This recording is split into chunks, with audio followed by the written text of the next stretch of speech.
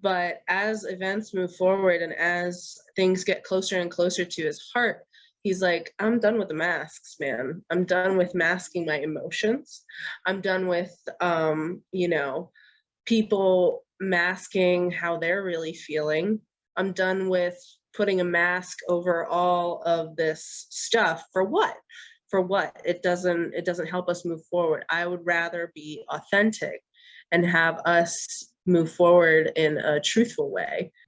Welcome to The Story Thinker, a Webtoons and Witcher podcast for superfans with scene-by-scene analysis.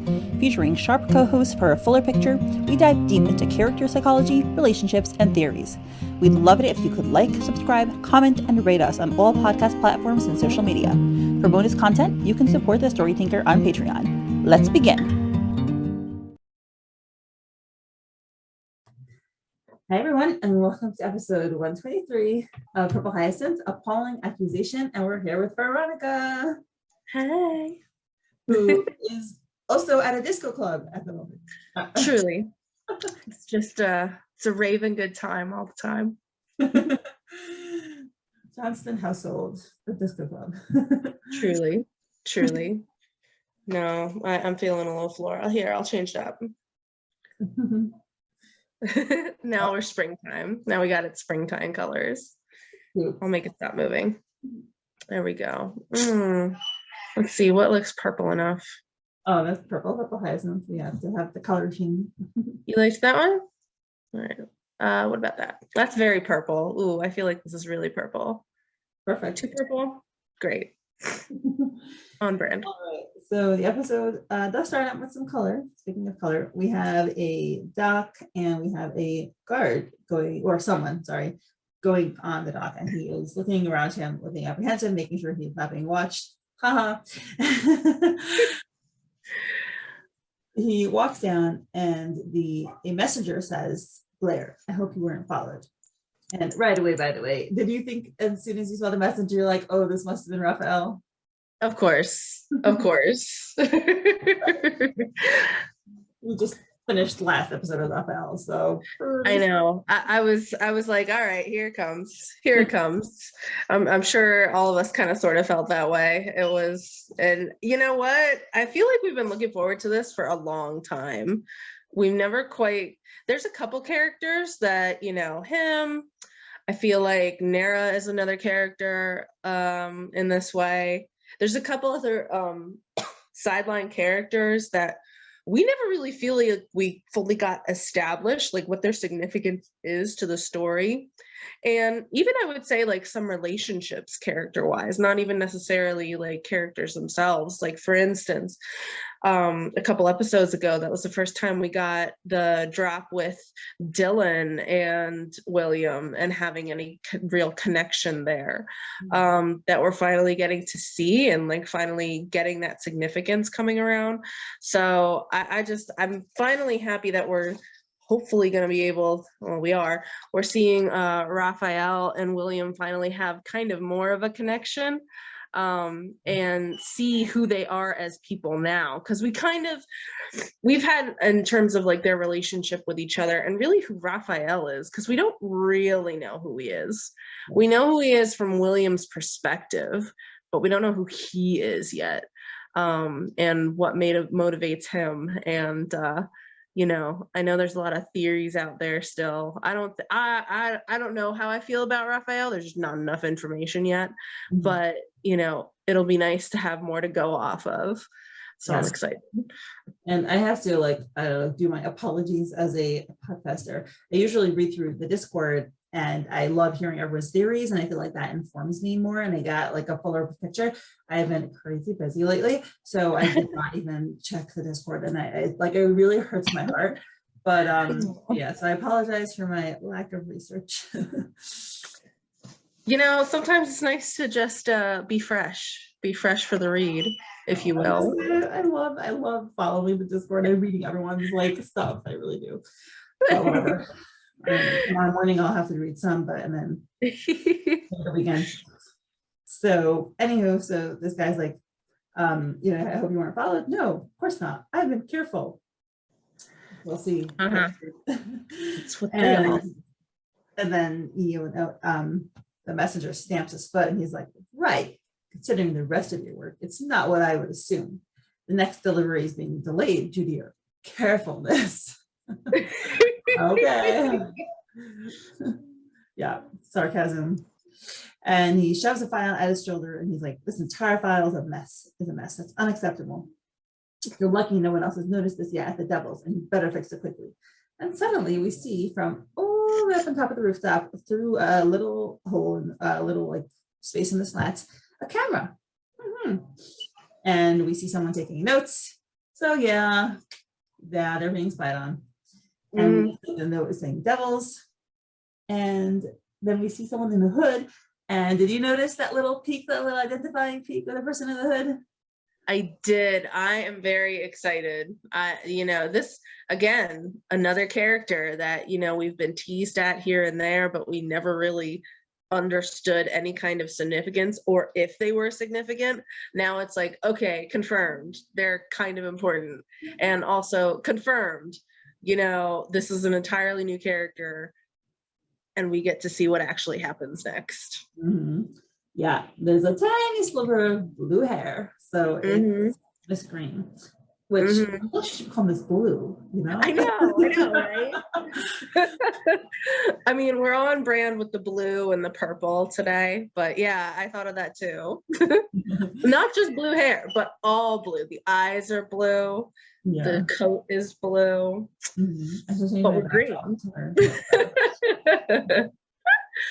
So she's sitting on the roof and she's spying. Woohoo!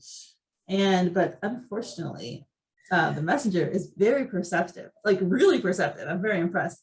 He notices that that the light of the slats, that there's something blocking the light, which I guess if you're there a lot, you would know that usually it's just the slats.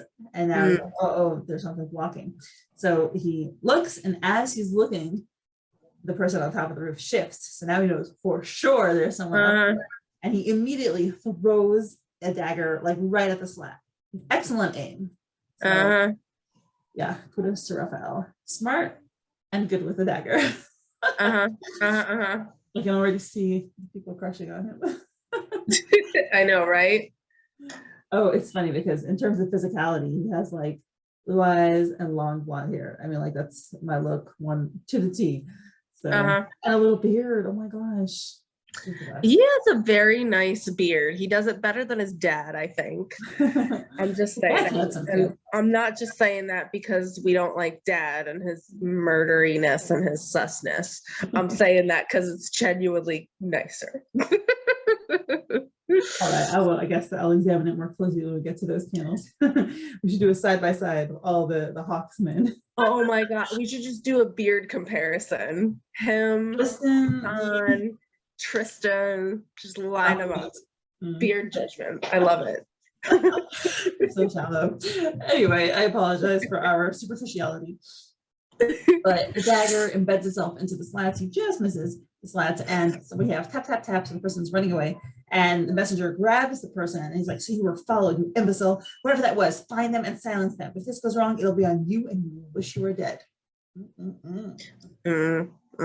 So the rat. I wonder why he's not following himself. Why I feel like the messenger is a lot more capable than this guy. It seems. I think so. It's one of those things where I was actually thinking about this today as well when I was rereading it. And, on the one hand, it's like, yeah, come on, dude. If you want something done right, do it yourself then. But at the same time, I think the messengers, and that's kind of something, sorry, I'm getting over COVID too. But I think that's something that we see the messengers throughout the series. They kind of have they're kind of separate. They have their lane. And if you notice, characters don't tell them what to do. They wait for the messengers to tell them what to do. The messengers are kind of even if you're one step down from the apostle, you're not one step above the messenger. Any kind of messenger, if you notice, they just have that gravitas and everybody listens to them and nobody messes with them or questions them. And I think that's part of the reason that the masks are significant for the messengers as well, because nobody gets really that personal bias. And so as long as their identity is kind of kept under wraps. It helps them maintain that position of authority.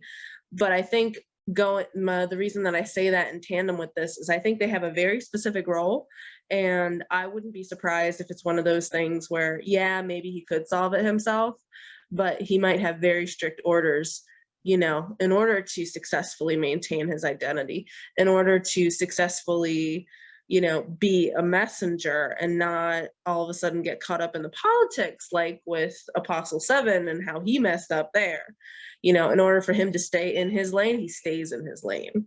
Yeah. So nobody should expect the messenger to step up for them, because they're kind of sort of not part of this, if that makes sense. They're like a neutral tool, or at least this is the way I kind of interpret it from the other episodes. But it is so hilarious as well to just kind of see him like peace out and just let this guy have his fate. It's like, dang, you really don't like him. Yeah, I mean, you're right. I guess if he ran after him, also his identity was more likely to be compromised. So Exactly. he also can't really run around with that mask without being noticed. I know, right? I mean, it's pretty obvious, you know? Yeah, right. I mean, like, I was thinking about, let's say we see Rafael later, like, where did he put the mask? Like, is it just in his backpack or something? It's close. Like, anyway, so yeah, he's like, pushes him and he's like, find them. And now we see the person in the hood, who's the spy, jumping down from the roof and running, and the man is running after her with a gun in his hand, and he shoots. He misses. She's huffing. There's a chase. He's shooting, and it scratches. The bullet grazes her leg, so it scratches her leg, and she winces and keeps running. He's still running after her. Then we have two people on the dock. One of them has a gun, so I think he's a guard. And they're like, "Did you hear gunshots? Yeah, over there." Like, "Hey, what's going on over there?" So the man goes, "Shh," and he keeps running, and they run after him. Yeah, so that's the end of that scene. So she got away. Woo. And now we see the messenger disappearing into a porthole, a hole. I love that. Manhole. It's a manhole. Yep. Yeah. And so, yeah, I mean, obviously, like, we all have we've talked about the tunnels a lot. I don't know if this isn't specifically a tunnel, but probably.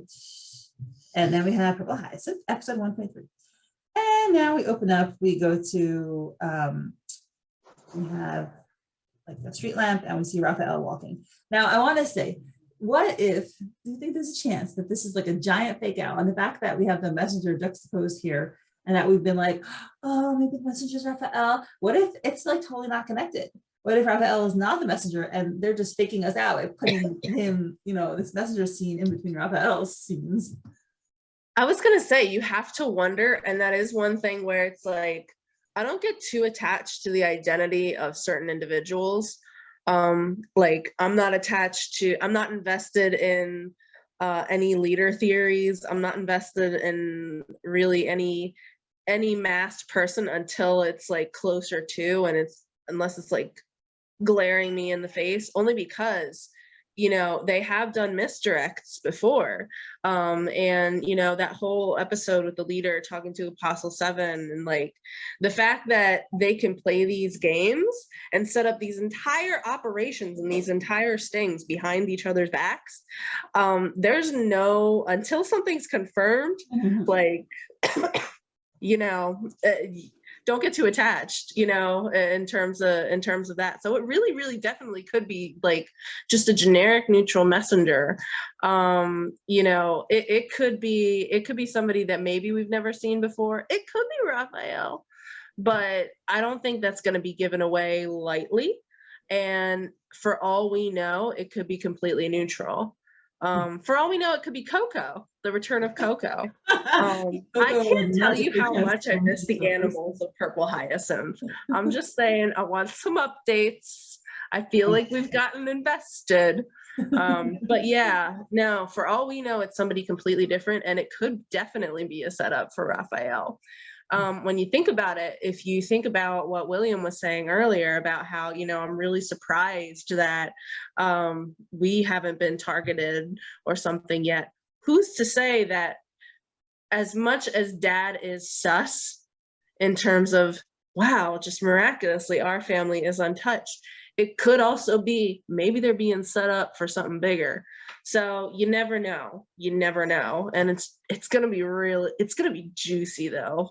Whenever we get a hold of that messenger, it's gonna be juicy. It's gonna feel so good. Mm-hmm. And this episode was very juicy also, like the emotional content that goes on between Will and Rafael. Like, we've been teased with Rafael for a while and he's been a mystery, so now we got a lot more content from him, and I was really excited to see that. Mm-hmm. I think I was most excited by this episode, just seeing other characters that I was like, oh, finally, it's like clicking into place, certain connections, and it's like, I can't wait till it all comes together. Can't wait till we find out what this opera house is for, besides opera. Right.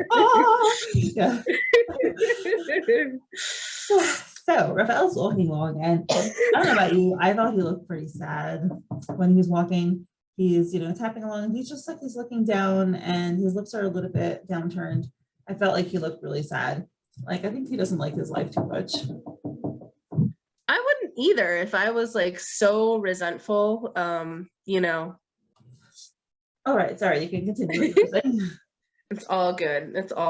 It happens. But yeah, no, it's going to be so juicy when we finally like see all the things click in place. And I remember what I was saying.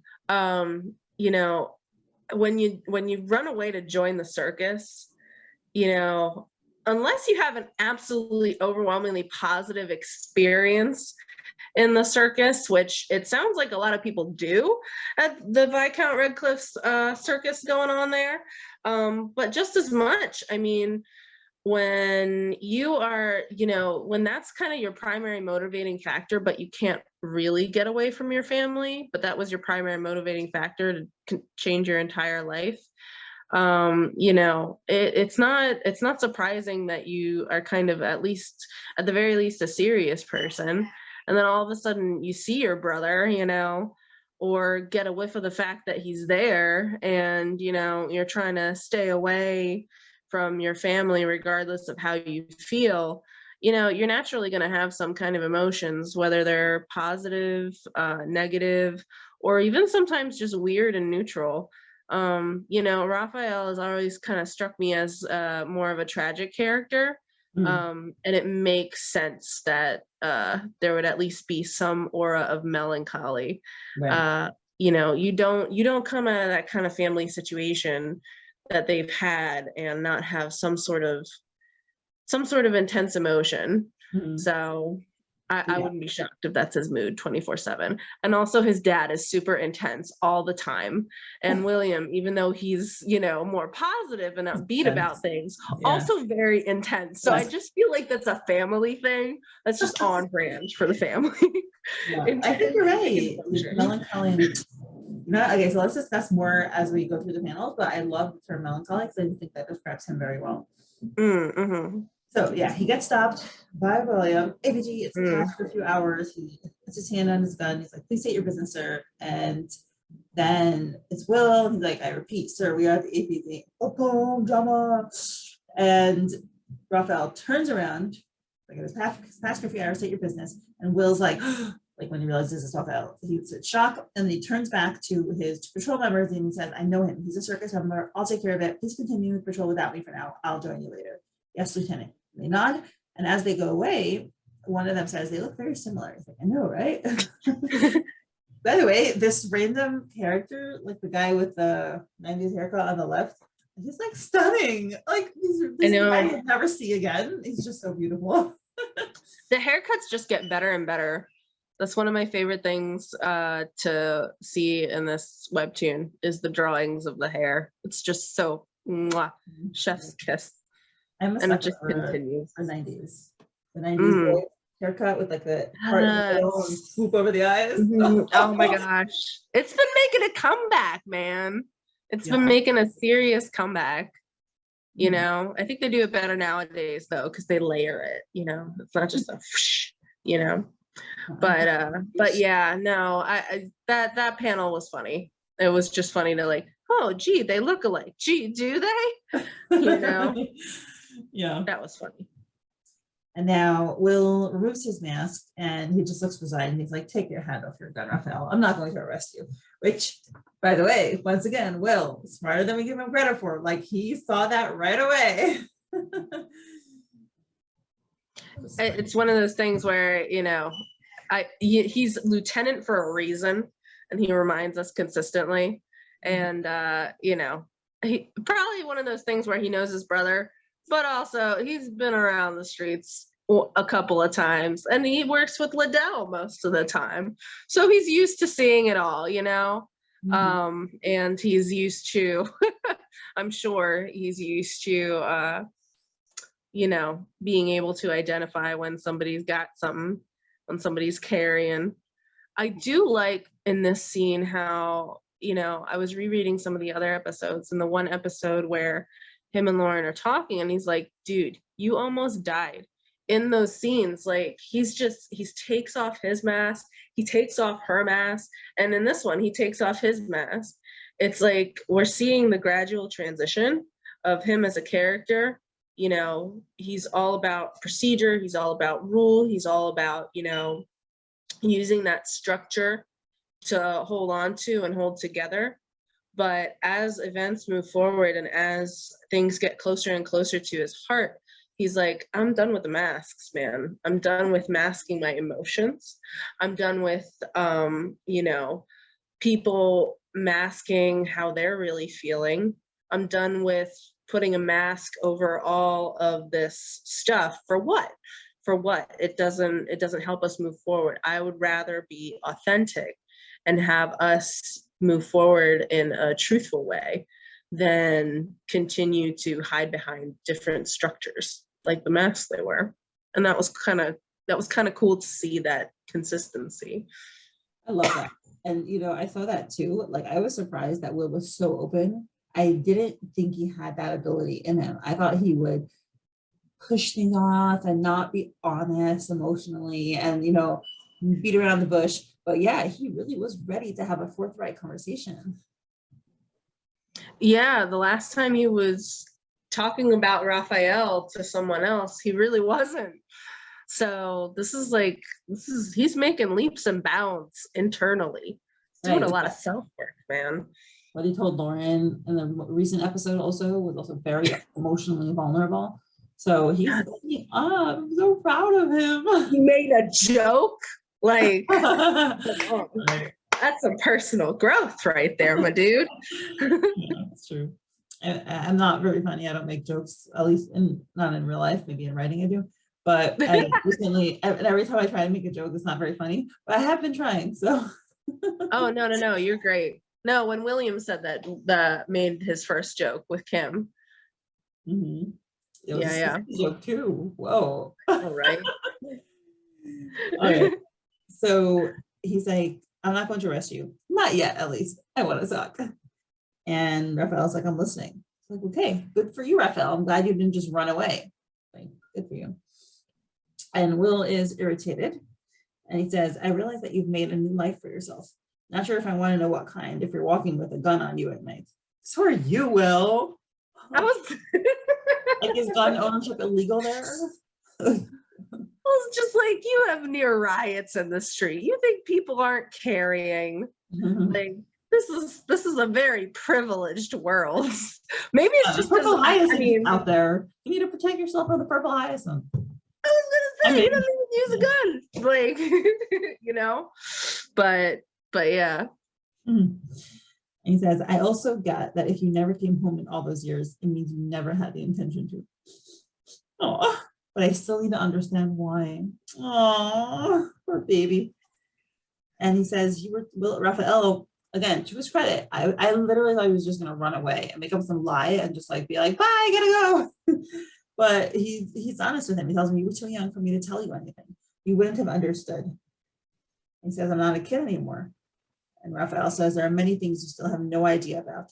Which I have to say, Rafael, no. Will's a police officer. He spends his whole day dealing with Phantom Scythe. If you are a messenger for the Phantom Scythe, which granted we haven't confirmed yet, we are only highly suspicious of, Like you could tell your brother, like, okay, maybe you can't tell him because like you don't want him to arrest you, but like it's not like he doesn't know about the Phantom Sight. He literally spends all his whole day dealing with it. He was just in a factory fighting with them firsthand. Is he like the big brother? Like, you're still too young. Like, I know too much. He's like the big brother. That is such a big sibling move. It's like it could be literally be like 1 month younger than you, and you'd be like, no, I'm sorry, I gotta take care of you. From what? You know, that was kind of funny to see. Yeah, this is the part of the conversation where it's like, I could tell you guys haven't talked in a while. You guys are yeah, you're not used to doing this with each other, are ya? But you know, and that is so funny though, too, because it just really is big sibling energy. And when you think about it, you know, whatever Rafael's going through, and this is the part where it's like, I understand why he looks like maybe a little super sus, because William really could help him. And this is also the part where maybe he doesn't necessarily look sus, but you can definitely see that melancholy, that actual definite pain, and resentment. And this is where we get those beats of illustrating how to work through family trauma, is that, you know, part of it is, well, are you protecting William or are you protecting yourself? Do you not want to revisit these subjects? Because you're right. If anybody has the tactical skills, if anybody has the resources, it's William. You know, he's connected, he's skilled in and of himself. So he would be able to work that out. And furthermore, you know, on the one hand, I kind of understand, because if you're talking about somebody that you think the other person cares about a lot, and that's your point of contention, that you wouldn't want to step into that or ruin that person's image of so-and-so, I understand that conflict. And I'm sure a lot of people can relate to that. And so in that way, I understand holding back. But on the other hand, it's like, if you feel so strongly about it, you know, he is a lieutenant. Right. He's your brother. It's funny because I mean, also the last time he left him, he was like a kid. I think he has to catch up, like, oh no, he's not a kid anymore, just like what Will said. So Will's like, Will gets annoyed at his demeanor, and he's like, then stop being so effing secretive and spit it out, Rafael. By the way, remember, I forgot who it was, but some people had made an F word count, and Will came out on top as of last count. So I don't know about that arc. I might have, like, you know, ruined it all. But here he goes, Kristen, and he's like, was it because of father? And he pauses. And he says, you used to tell me everything. And you see his pain in his eyes. He's like, play with me whenever you had a chance, sneak me out of the manor with you, comfort me when I was sad. Wow. Will, by the way, to his credit, is an expert. If he's trying to like push Rafael's buttons and make him confess to him and talk to him, he knows just what to say. He's like pouring on the emotional, you know, memories. So smart. It's one of those things, like, you know, this is the part of the conversation where it's also interesting to hear, like, yeah, he's going for it in terms of trying to put on the guilt trip, which is interesting to see from him. He's not usually one to do that, unless he's trying to get Liddell to work on her paperwork. But it is interesting to note that, you know, it's interesting that the only things that he can pull from are like way back in childhood experiences. So they either must have not talked for a long time, or when they did talk, they didn't talk a whole lot, because he's reaching for things that, you know, a small child would hold on to in terms of, you know, cornerstones of a relationship.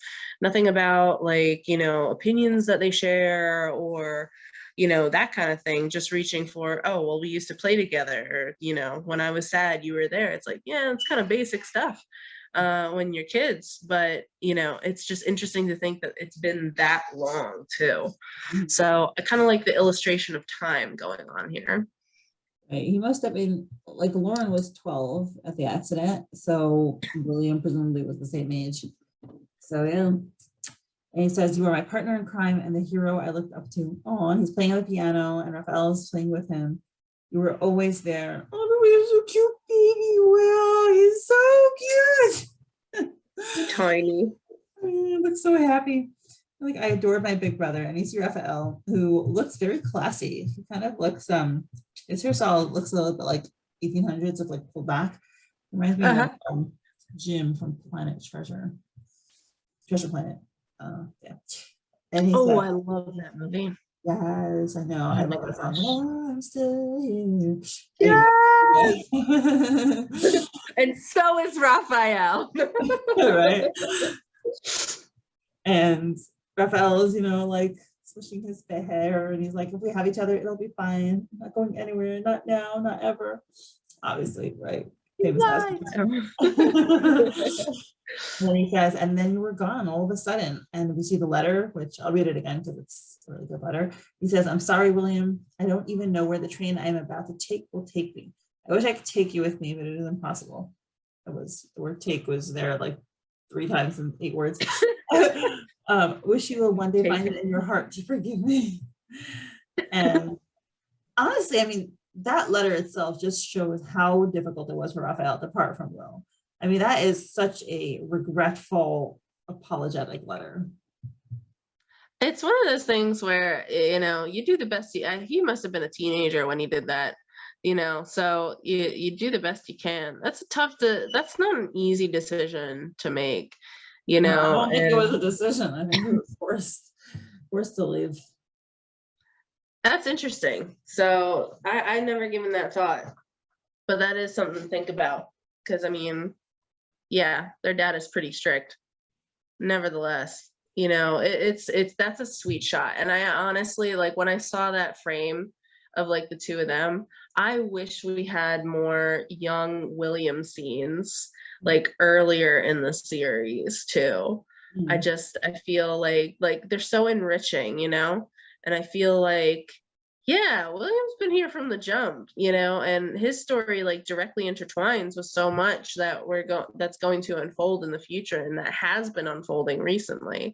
And I love these little scenes, and these little kind of flashbacks that explain things, because they're also just enriching. They're enriching to the characters, and it's really enriching to the plot moving forward. Yeah. The Purple Hyacinth excels at like giving us that richness that you mentioned, with so many characters and so many different subplots. It's fantastic. Choices make sense. It's great. Yep. And he continues with nothing but a letter left on my bed, and we see Lady Will, young Will, at the train running, and we see him with his hands on his face, just like crying at the train station. Then we see a guard. And the guard says, hey, kiddo, they're going to close off this section of the train station for the inauguration. Go away. And first this just sounds like a regular guard, right? And Will looks up and his eyes are red. He's sniffling, and then he sniffles and he goes out. And you see a close-up of the guard, and he has this very intent expression. That is a major tip-off. What do you think of that? As soon as I saw that, I was like, is it Sandman? Is it Sandman? Is it Sandman? I don't know about you, but I think it looks an awful lot like Sandman. Interesting. Okay, I didn't think of Sandman. If you see under the hat, it's got the gray eyebrows. Yeah. It's got the nose structure and that quirky little sardonic smile. It's very stubble free. So I think that's just like he was younger then. And I guess that's how they're illustrating it. But to me, it looks a lot like Sandman. And that would make a whole lot of sense for me. He talks about, like, earlier in the series, he talks about his daughter and, how he messed up and whatnot. But, I think his involvement, it's perfectly possible. Like, we never really understand 100% the true extent of his involvement with Phantom Scythe and what exactly his role was, but that would totally make sense. Or it could be the other guy who was in the vehicle as well. So No, I don't know. Doesn't look like Himsik at all. But yeah, I didn't think it was Sandman, but I did think that the fact that they featured him and that expression so prominently means that he's got probably something to do with the Phantom Scythe. And I feel like that's probably the section, especially when you look at the back. I don't know, you see in the back, in the panel where he's sniffing, there's some green device in the back. Looks like a lawnmower. I don't know, but then I was like, wait, is it like an explosive device? Like what if I what if wasn't even that- noticing that. I thought that might be that. I don't know, maybe it's an explosive device and that's where the explosion is going to take place and he wanted to get rid of, the kid to save That him. would totally make sense. And I could totally see all of this happening on the same day, I Yeah, could it did happen on the same day. It was. That we know for sure. Yeah. Rafael probably found out about shenanigans that were going to happen that day. And he was like, I want no part of this, and bounced. And then the stuff happened. And I would feel like intensely regretful for the rest of my life and intense and brooding and wander around looking sad too, if that's what happened in my life. Yeah. Yeah. Yeah. This is, I don't know, there's definitely something up with this guard. Well, all right. So, and Will continues, coincidentally, the same morning, that train station exploded. Oh, why, Rafael? How am I supposed to make sense of this, right? And Rafael continues with something that, you're like, at first it's like, what's the connection? But then you're like, okay, that must be a connection. He says, I am sure the old man hasn't changed since the last time I was around.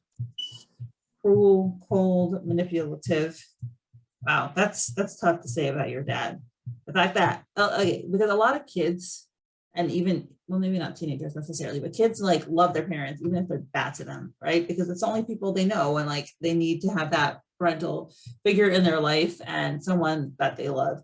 So sometimes even if the parent isn't so nice, they usually love them. So for him to, at a relatively young age, have realized how nasty their dad was, is telling us a lot about Stefan's character. I was going to say, I mean, kids aren't, speaking as an early childhood educator, kids aren't necessarily like just endless wells of forgiveness. They hold grudges.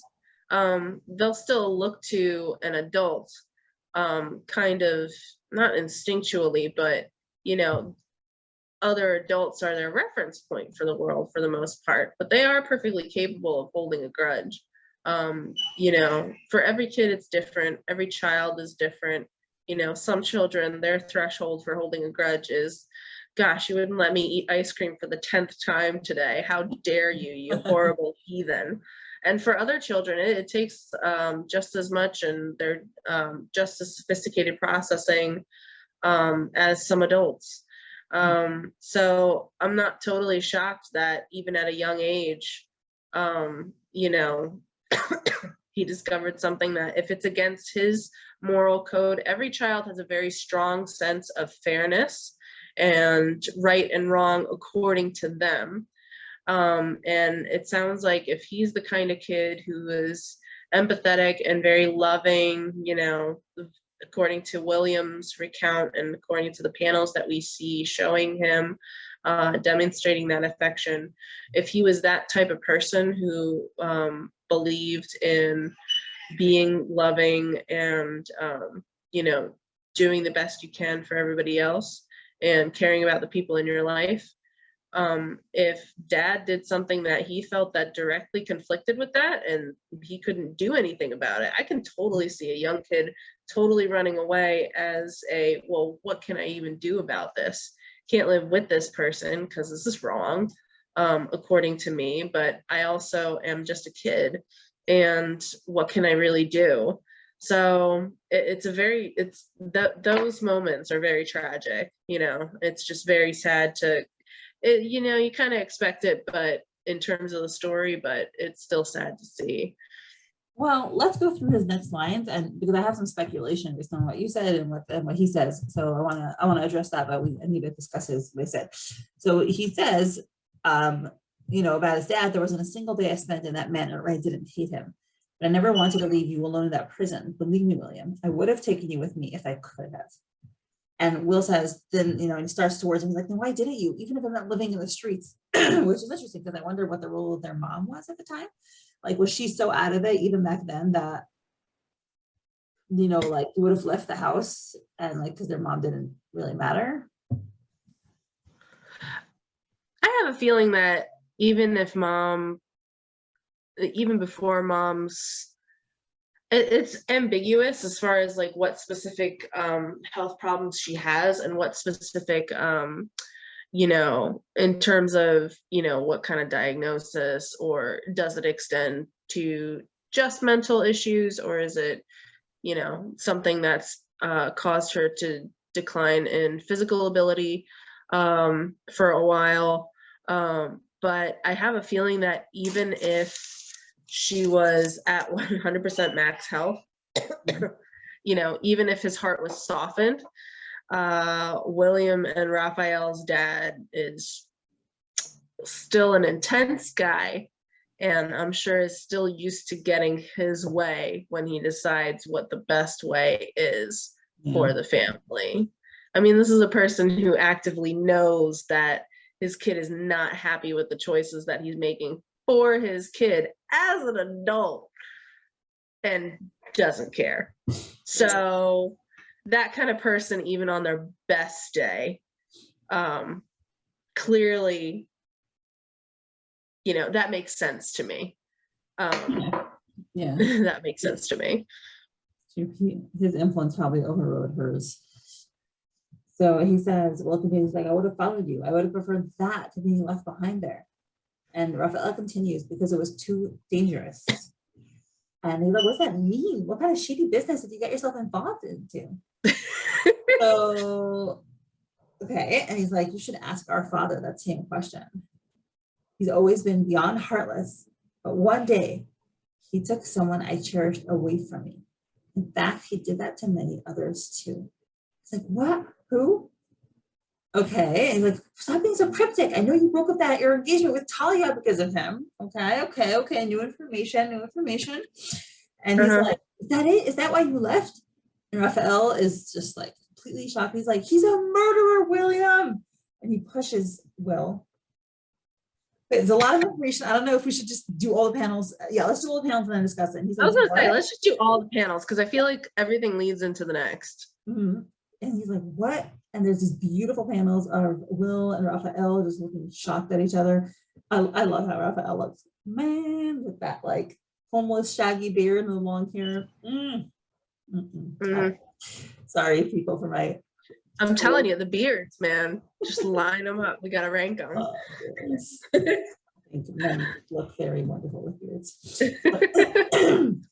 And he just like stops, and because I think that he realizes the extent that Will doesn't know, and he didn't necessarily mean to say that about their dad, and he turns away. And then Will's like, what's that supposed to mean, Rafael? I thought you told me you had broken up. We don't know why. We don't know what happened. Because he doesn't continue. And Rafael's like, okay, I said too much. Turns around, he's like, I better go. And he's like, no, Rafael, you can't do that. Grabs him. Why did you say something like this? Why did you call him a murderer? And he's huffing and puffing. Rafael has this wide-eyed look. Will's super intense. Rafael closes his mouth, furrows his eyebrows. And then he hugs him. Oh, that's so sweet. And he says, I'm truly sorry, little brother. I cannot tell you. And he looks up at the sky and walks away. Oh, no, poor Will. Will is crying. You see his little tears running down his cheek. This whole scene, this is one of those scenes where I cannot wait. Whenever this is adapted, I hope that this is going to be so great to see, actors and some screenwriters flesh this entire scene out a little bit more.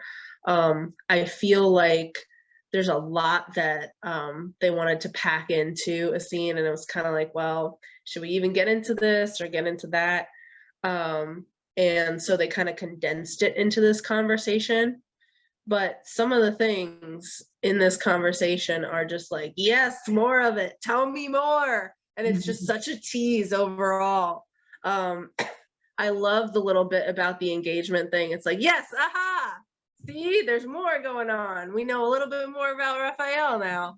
And those little things.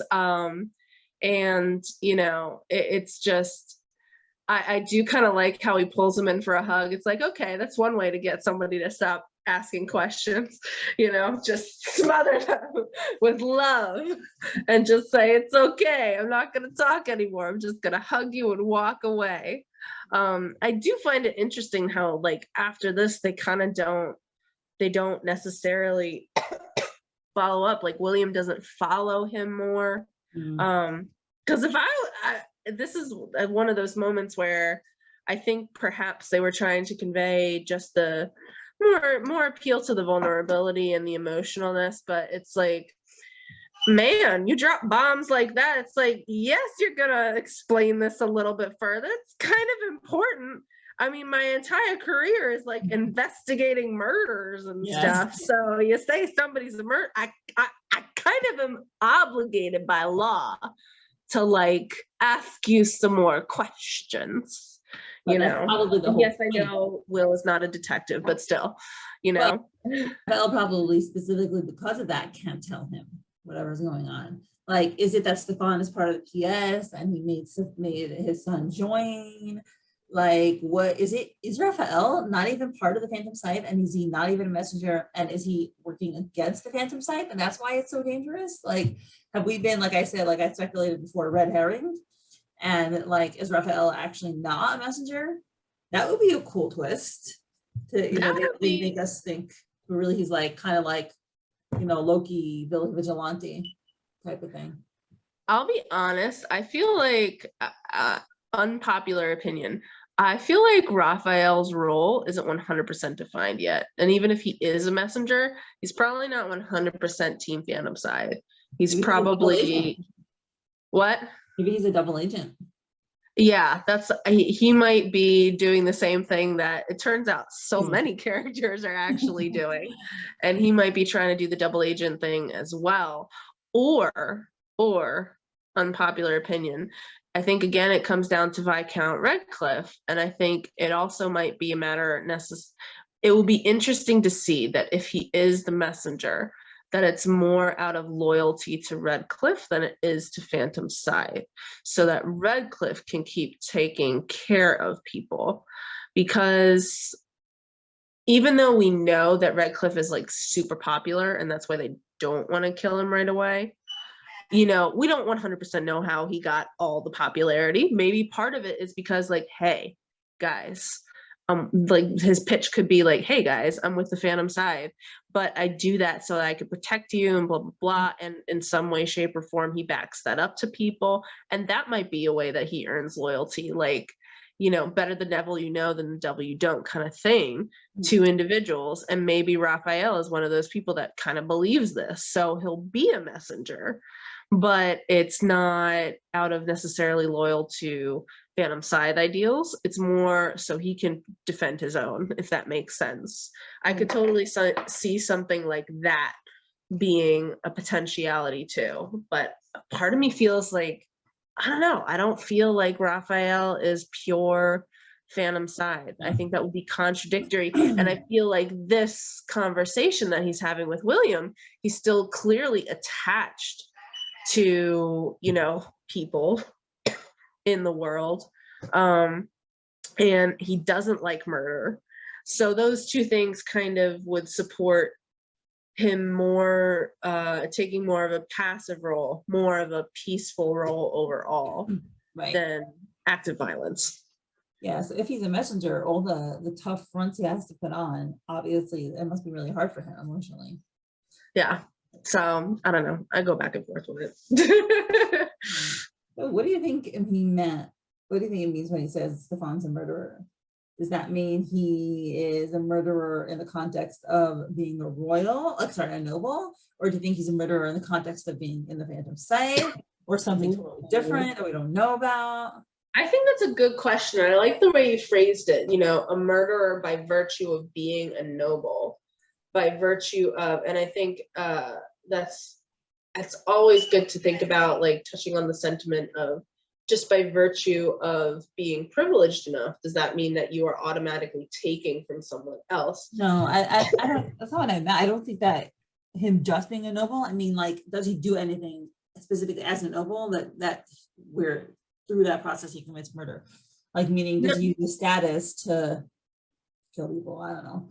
Yeah, no, but I think both of those things, like I totally dig what you're saying, but I do think it does bear some significance, because there are some people, it's very clear that a lot of the public in this webtoon, the public definitely feels more and more like, well, gosh, these nobles don't even care. They're living high on the hog, we're supporting them. It might get to that point, that, and it's already been brought to that point, and that's what created Phantom Scythe and whatnot. They felt that nobles were as good as murderers.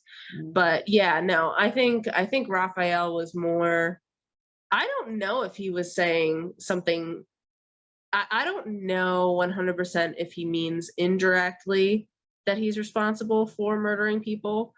I honestly believe that I believe he's perfectly capable. Stefan is perfectly capable of murdering people directly. So in that conversation, it's kind of hard to tell, because he doesn't give us anything else after that.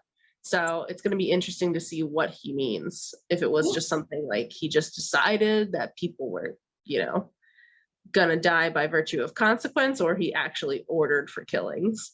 Yeah, I don't think Raphael would be this emotional if it was indirect murder, like if it was just privileged murder. I think that it's direct, actual murder. How exactly is curious. Yeah. Like, is he Phantom Scythe, or is he just like a nasty person who like kills people whenever he wants, That's what I mean. So either way, we're gonna be so upset with Stefan, no matter what, right? Because it's just gonna be such a horrible thing. And I do feel like it's very evident by what Rafael says that he was I'm not sure. Either he was forced. I originally saw him as being like forced into the Phantom Scythe, and that would mean that it's too dangerous to follow him there, and that's why he couldn't bring Will. Or maybe it's like a Kieran sort of situation. Okay, we don't even know exactly how Kieran got into the Phantom Scythe, but maybe it's just Kieran, like a situation where he's a vigilante and he can't bring Will along to be a vigilante because that's too dangerous. I think it might be more that. And I also have to say, we don't know necessarily, again, until we find out what his bigger role is in the scheme of everything, until that's like 100% confirmed. It's hard to tell if it's just a sheer, I feel like me going off on my own is too dangerous for you, my precious little bean. I'm not gonna let you do anything on your own because I love you and I cherish you and I don't think you deserve to have to handle that burden. So I can't wait to see more details about Raphael, because I think it'll explain so many more of his choices. Yeah, 100%. I mean, we got a much more sympathetic side to him now than I anticipated. So I'm so happy to see it, because it's nice to see when people are nicer than you expected them to be. I know, right? He's heartless. He's a little heartless in this last encounter. He really was. He really was. Like, you see that he wasn't heartless, that it was like an act. Maybe William needed to show his heart to reveal the heart. That's sweet. Yeah. And so now I'm focusing a little bit on the part, he took someone I cherished away from me. In fact, he did that to many others. So it seems like he's not necessarily talking about Thalia, right? Because it seems that, let's say, Stefan made him break up his engagement with this person named Thalia, probably because she wasn't socially, acceptable enough, right? Because Will doesn't finish the sentence. He says, I know you broke up your engagement with Thalia because of him, right? So I can imagine Stefan saying, oh, she's not the right class, you can't marry her.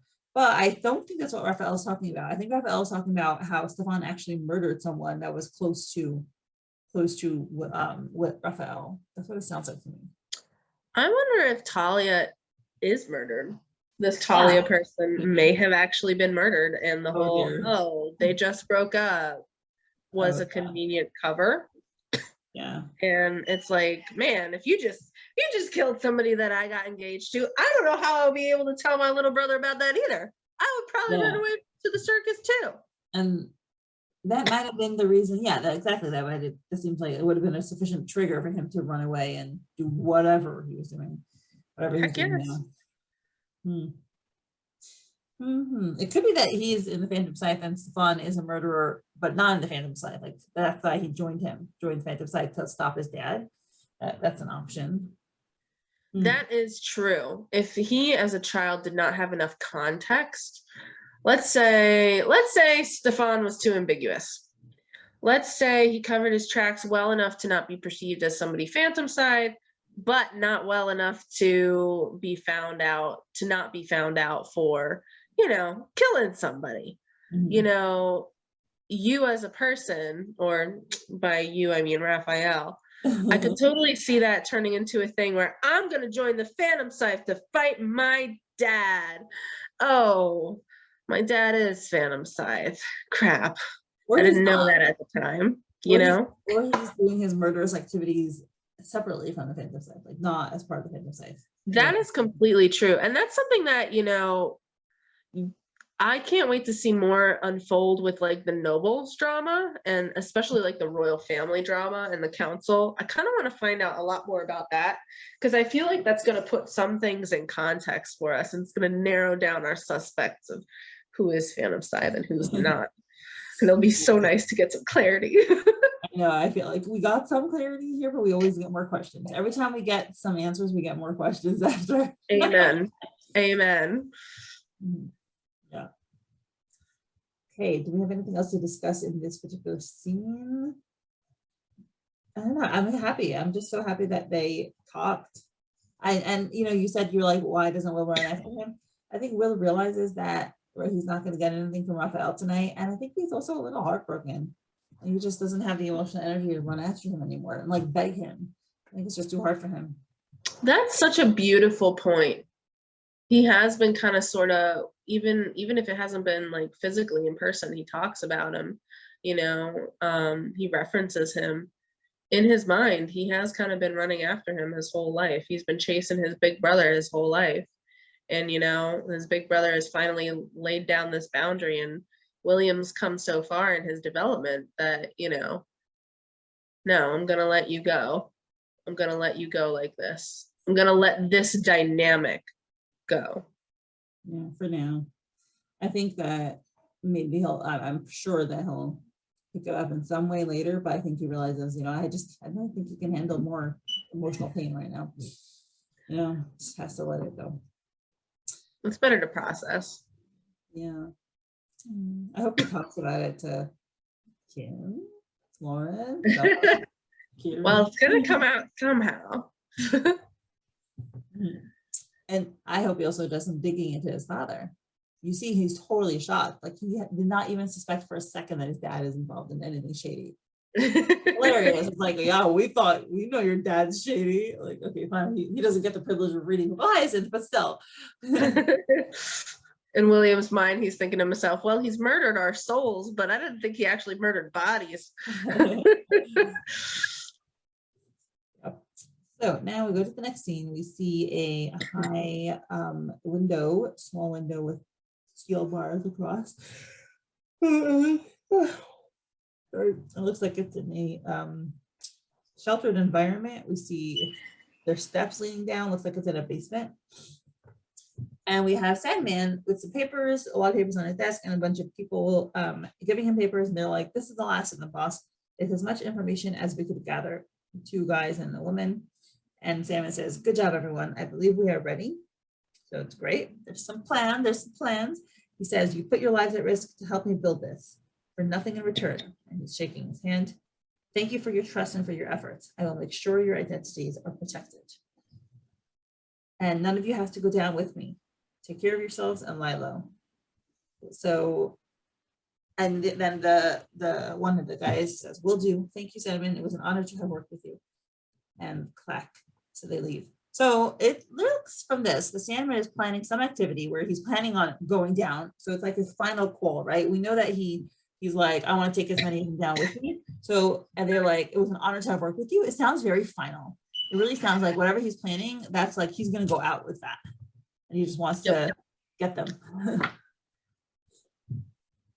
I can't wait to see what happens next. And honestly, this series of panels is also kind of what made me feel like the shot earlier was a callback to Sandman, and I'm like, oh, because again, you know, there's that smile of satisfaction. And it's nice to see that somebody's getting the information that they're actually looking for. I feel like this whole series, like, that's one of the things, like, you learn that it's hard to be a spy and actually get real solid information all the time. And it's so nice to see that Sandman's getting some information that he can use and he feels accomplished with. Yeah. I'm looking at the guard's eyes, by the way, and Sandman's eyes. So he has gray hair and he has like light brown eyes.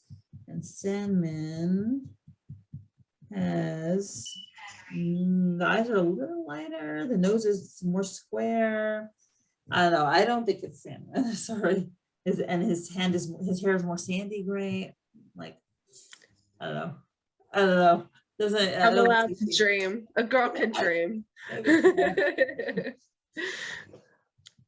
But yeah, I mean, these people are obviously also risking their lives to help him. So kudos to them. They seem very heroic.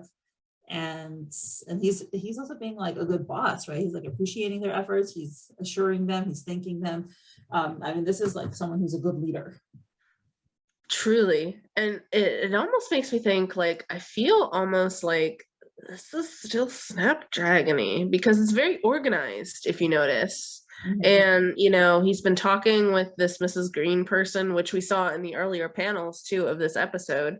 So it's just like, it's kind of exciting to see, like, oh yes, you know, an organization is actually organized and it's working. It's great. Yes, it is. I agree. It makes you feel good like that. Doing something against the bad guys. And like an actual positive accumulation that doesn't just end up in people being bruised and bloodied. Lord. Right. Kieran. And yeah, Sandman looks pretty shoddy. Like, you know, we admired him last time when he got rid of the assassin and it's all muscular, and somehow we're all simping over Sandman. Here he is once again, you know, doing cool stuff, being heroic. I know, right? Who knew? Sandman, but this is how we would feel about him. I know, right? I'll be honest, like, I feel like every time I feel like Sandman in like as a reader, you look at him and you're like, yeah, Sandman is so cool and so boss. I feel like if he was a person in real life, if I actually met him in person, he would be incredibly intimidating. He would probably look like he could snap necks like he did in the last episode. Yeah. Like, yeah. Yes, I agree. So they leave and he sits down and he sighs. So he kind of presents a little bit more of a confident front than he really feels. Like he, you know, there's something on his mind, and what he says is, I will keep my word, Lauren. Right. So I didn't go back to that episode where they talked, which I should have. Me neither. Well, I tried to comb through it and I was just like, I could not remember the number. So let me look, because I think they were, I think I might recognize the panel. Terrible Truth, maybe 76. Let's see.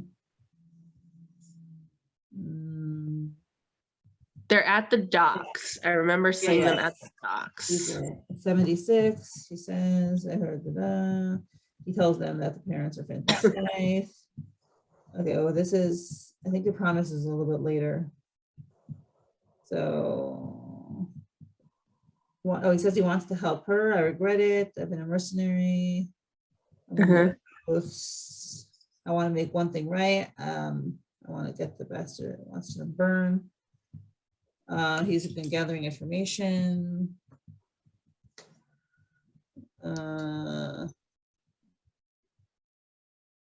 he's trying to find Apostle the Seventh. Oh no, she's trying to find Apostle the Seventh. Yeah. Okay, let's just go to the docs. So if that was 76.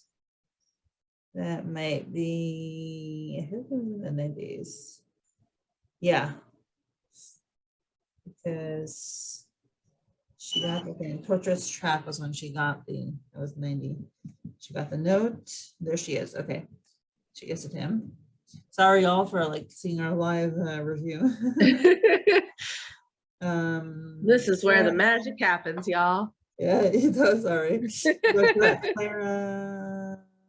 And, This is our spy time. right.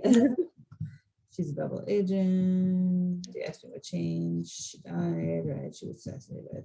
That's Kieran. Nothing more to lose. Victim, fate, refuse, order. Gives her insight into Kieran.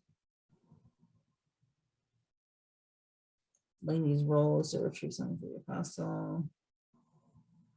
Laney was killed. The other was collateral damage. Okay, but he didn't. What was his promise? I think his promise is to me. I don't see a promise. I just think his promise was to find the seventh. It was kind of.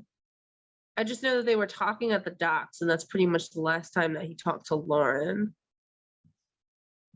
Yeah, I think the promise is just to get pretty vague, like giving them information kind of thing. Taking them down, something like that.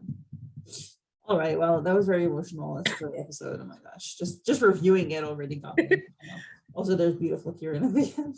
So reading a book, which is my favorite thing ever. It's like if someone reads a book, then like my interest in them goes up like woo, like I like you. So okay, flashing back to Sandman. He says, "I'll keep my word," and then the phone rings and picks up. Yes, and it's blue-haired pronoun, and she's like, "I got new info," or Miss Green, and she says, "Yes, just earlier, right?" Like she's talking, and we hear that. You see, she's in her room, and it looks like she has kind of like a bunch of disguises around her. She has like a newsboy cap and like cape and different head stands, right, for wigs. So I feel like that could be for her role as an actress, but also for her role as a spy. Ooh, yes. Yeah, you know, it is a convenient interchangeable set of skills. Yeah, especially with the wig changing. I love the poster there too, Ghosts of the Cathedral. Wait, we're gonna talk about that in a second. So she says, yeah, just earlier we see the scratch on her legs, and we know for sure it was her. And we see the camera, and we see a bunch of papers all over it. She's a little bit of a slob. Like she's just like papers and magazines and newspapers on the floor. And yeah, then we see the poster. Anyways, meet me tomorrow after the show. You know where. And she has the notebook with the picture and the thing that she did. So yeah, so she's in the show, and I'm excited. Goes to the cathedral. It kind of looks like the one in Great Chapel. I mean, maybe it's cathedral and they all look alike, but perhaps. I was also thinking like I was like Ghost in the Cathedral instead of Phantom of the Opera. Right, you know, can't get too on the nose when there's phantoms everywhere, eh? God, right? I know, right? You know what I was really excited about though? I feel like, and I was just excited to see this character finally in like, I mean, I was excited to see her more completely last time, but it's nice to see her again. I remember the first time that I saw her, I thought it was like Nara, and I was like, I'm very confused. But you know, after a couple of episodes now, it's like, no, it's definitely somebody different. And I like that we're being introduced to them like very early, and there's somebody entirely different. Like this is a different organization, this is a different association. Like even Sandman is connected to Phantom Side, but it seems like these characters are now not. And yeah, I hope we're definitely gonna see some drama in the opera unfolding, I think, moving forward. And I like that we get like more full body shots too, because there's more cosplays now out there. And I'm digging the blue wig, man. Digging the blue wig. Yeah, I mean mainly brown with like a little bit of blue streaks, but yeah, I could do that. I have dark brown hair, curly hair. And just put some blue in. What do you think she was taking the pictures for? I think she's spying for Sandman. I think she's working with him to take down the PS. What do you think she's trying to find out? If you have ideas on what that man's role is in the PS. Getting more shipments because he has something to do with the delivery. Like that. I think that's a good guess. Or nitro, I don't know. So they want to stop the nitro, they want to use the nitro and blow up PS instead. Man, they're gonna have to get a heck of a shipment, considering all theirs is basically gone now. So Yeah, but I know, but I can't wait to see. I feel like, you know what I'm really gonna be excited to finally see? no. The Viscount's ball. I feel like we've been just having that build up, talk wise, and it's just like, when is it gonna be here? Yeah, I mean, I'm trying to remember when it was mentioned. It was like episode 7 or something, like really, really early. I know they keep talking about it like it's gonna be soon. It's gonna be soon. It's like it's not. But I can't wait to see. I honestly can't wait to see Hawks and Liddell working security at the ball. It's just gonna be epic, especially if they're serving that watermelon. I feel like there will be some funny Kim moments before it gets all serious and dramatic and probably some major blowout or something. I feel like there'll be funny Kim. Oh, I can't wait for funny Kim to make a comeback. Mm-hmm. Yeah. Not like she ever left. Yeah, watermelon sugar. I was just thinking about that today too. I was like, Harry Styles ain't got nothing on Kim. Yeah, I do not get the appeal of the song, but whatever. I know the title, and I think it's just people like it because it's catchy. I honestly don't know the meaning of the lyrics, but now whenever I hear it, I think of Kim, and I was like, yeah, she's addicted to that watermelon sugar. Right. Also, something interesting I noticed. I was looking at the art that Soph did. You know how all of them are getting shot, and there's flower petals sticking out of their heads, right. The other direction. Kim has yellow, and watermelon blossoms are also yellow. Oh, I didn't even think of that. She's a little melon through and through. It's very cute. Awesome. Well, do you have any final thoughts to say on the episode before we close out? No, I'm just excited for the next one. I feel like this set up so much, so I can't wait to see the payoffs. Always, yes, same here. Soph and F just put so much in their episodes. It's really amazing. I feel like this was just a really good setup for the next events that are coming. Mm-hmm. Well done, serial filler. Yes. Awesome. All right. Well, thank you so much, Veronica, for joining. It was so fantastic. You had great insights. I'm so excited to share this. Thank you so much for having me. I can't wait to see you on the next episode. Yeah, we will see each other soon. All right. Have a good night with me. Peace out, Girl Scout. Bye.